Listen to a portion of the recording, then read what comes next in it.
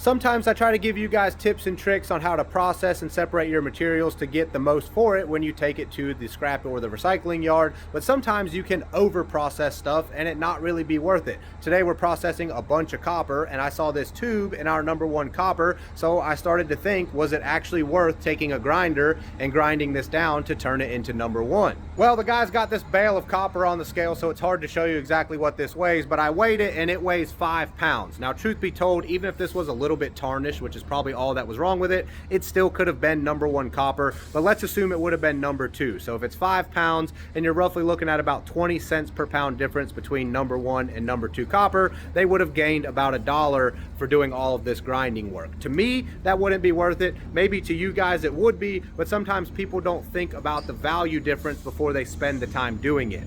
Of course, it can be difficult giving people advice as to if they should tear something apart or not because people value their time differently. Another good example of this is electric motors. People ask me all the time if they should cut the copper windings out, and all I can tell them is what we do and we do not. But if you're going to go through that, I suggest you do a sample, weigh one or two or a few motors, tear them apart, see what the value difference is and how much time it took you, and then you'll know if it's worth it to you or not.